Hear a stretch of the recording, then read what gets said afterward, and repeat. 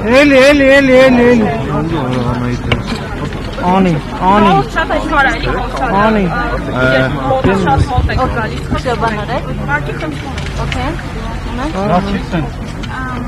Okay.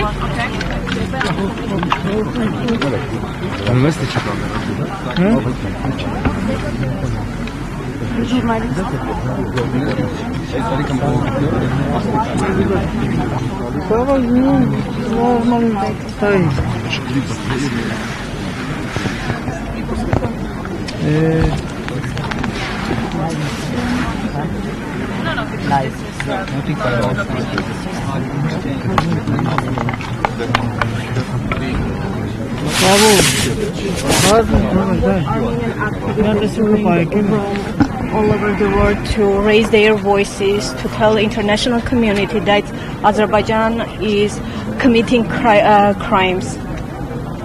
It is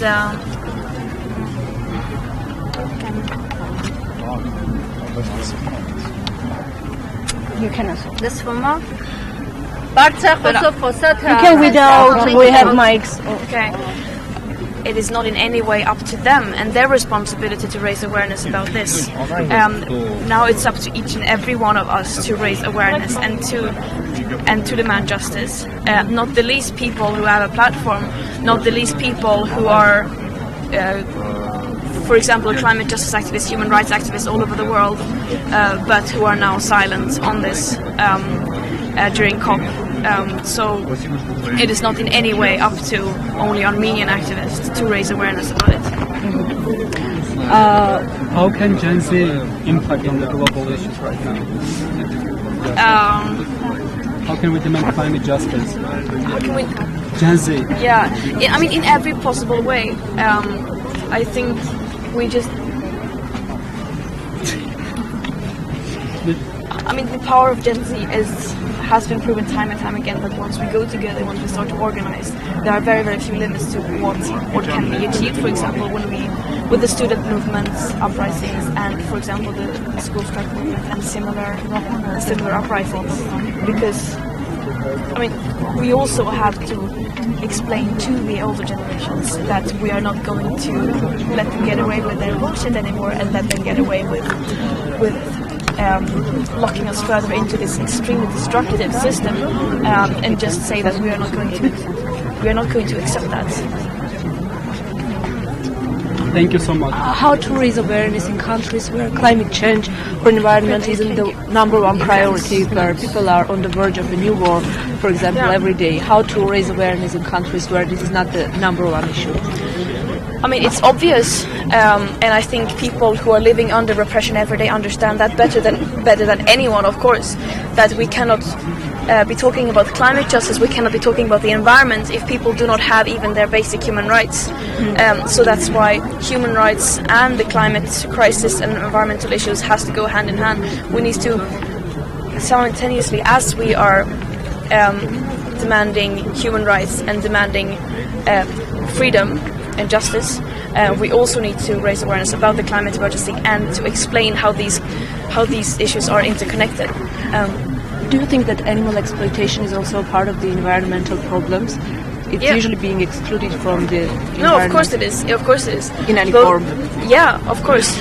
Both when it comes to the climate and environment, the same industries, the same system that are exploiting animals, as you say, are the same ones that are destroying the nature and also exploiting humans and destabilizing the biosphere, the very living conditions we all depend on to survive. So, of course. Maybe you already know that COP17 will be in Armenia in 2026. Will you come again? Would you like to come again in Armenia? It is definitely possible. I would love to come back. I have had very lovely days spent here, meeting amazing people and seeing amazing nature. So I would love to come back. In 2026, we'll see. We'll see. I don't know what I'm doing tomorrow, so not even. I don't know what I'm doing later today. So a few years is a bit difficult, but I would love to come back. Thank you. And we have a question from journalists. Do you consider COP a truly useful event in a fight for environmental protection, or is it just a cover for corporate actions, and is COP even necessary? Yeah. I think we have to stop pretending that conferences like the COP that currently are not leading to any even close to meaningful climate action that we need. For example, last year we saw an all-time high of greenhouse gas emissions. 2024 is said to be the hottest year ever recorded.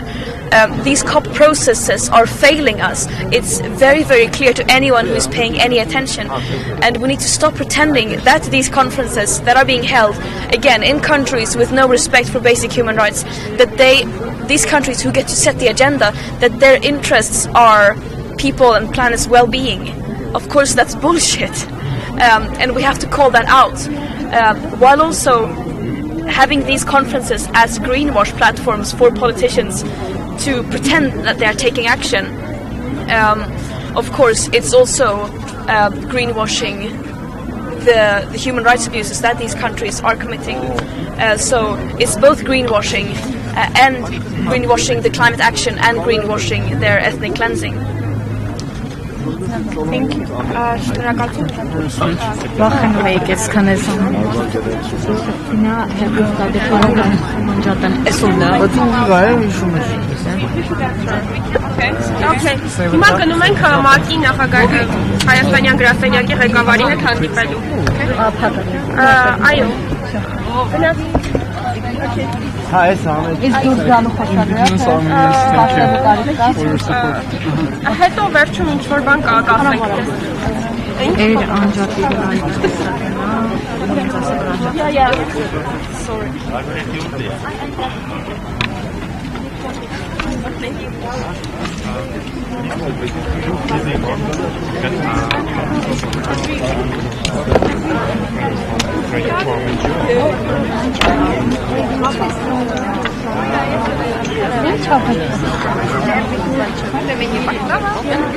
No, it's like a little pastry.